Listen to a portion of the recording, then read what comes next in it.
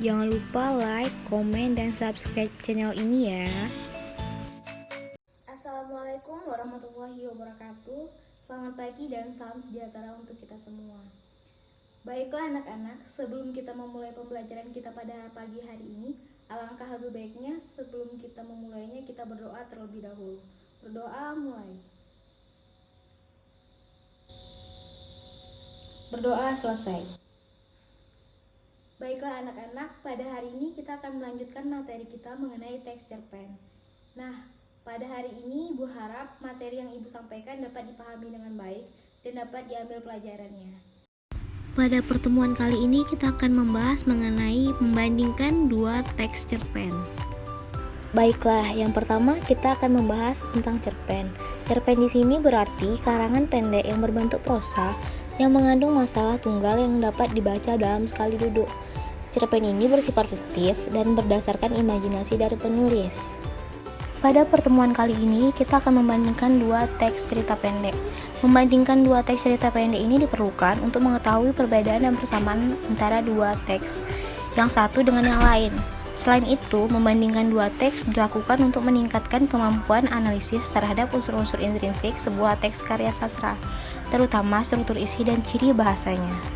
Adapun struktur isi teks cerpen yaitu terbagi atas 6. Yang pertama abstrak, kedua orientasi, ketiga komplikasi, keempat evaluasi, kelima resolusi, dan terakhir ada koda. Di sini maksud dari abstrak yaitu ringkasan atau inti cerita. Abstrak di sini bersifat opsional. Kemudian orientasi merupakan pengenalan latar cerita berupa waktu dan ruang, dan serta suasana terjadinya peristiwa dalam cerpen. Komplikasi di sini berarti berisi urutan kejadian, tetapi setiap kejadian itu hanya dihubungkan secara sebab akibat. Kemudian peristiwa ini disebabkan terjadinya peristiwa yang lain. Selanjutnya ada evaluasi. Pada tahapan ini konflik yang terjadi diarahkan pada pemecahan sehingga mulai tampak penyelesaiannya. Selanjutnya resolusi. Di sini pengarang akan mengungkapkan solusi dari berbagai konflik yang dialami oleh tokoh. Kemudian koda. Koda di sini nama lain dari reorientasi. Koda merupakan nilai-nilai atau pelajaran yang dapat dipetik oleh pembaca dari sebuah teks cerpen. Koda ini bersifat opsional.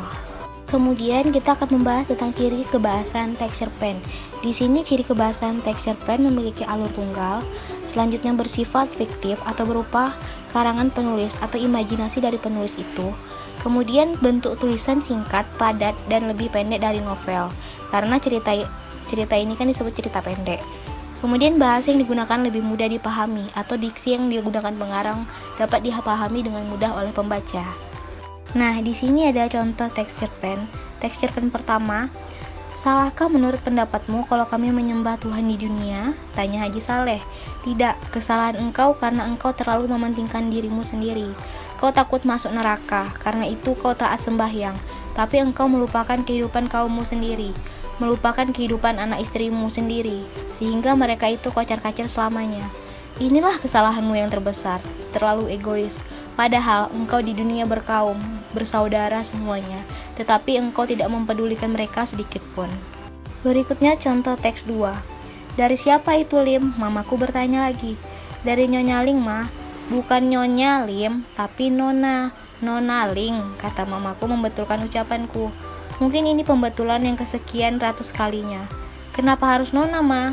Nyonya Ling kan sudah tua. Kan Nyonya Ling sendiri umurnya sekarang sudah 75 tahun. Tapi dia belum punya suami, Lim.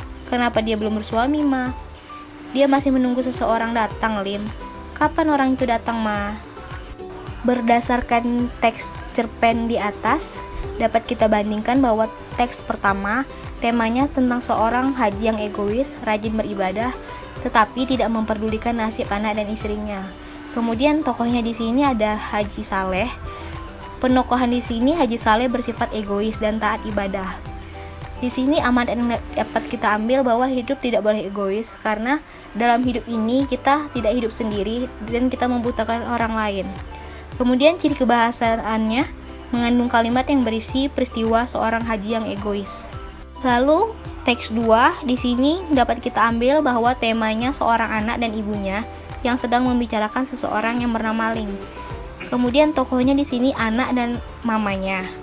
Yang dapat kita ketahui bahwa anak ini bernama Lim dan ibunya. Sedangkan yang dibicarakan adalah Ling. Kemudian penokohannya Ling ini suka bertanya kepada mamanya, sedangkan mamanya ini bersifat sabar. Kemudian amanat yang dapat kita ambil bahwa kita harus sabar dalam menanggapi pertanyaan dan selalu berhati-hati dalam menjawab sesuatu. Di sini ciri kebahasannya itu mengandung kalimat yang mengandung unsur peristiwa seorang perempuan tua yang sabar menunggu seseorang. Dalam membandingkan dua teks cerpen ini membutuhkan ketelitian dan pengetahuan mengenai struktur isi teks cerpen serta ciri kebahasan teks cerpen. Nah, selain itu, wawasan akan unsur-unsur intrinsik teks cerpen pun tidak kalah penting, karena dalam membandingkan ini kita harus mengetahui akan unsur-unsur intrinsik dan ekstrinsiknya. Nah, itu tadi pembicaraan mengenai teks cerpen.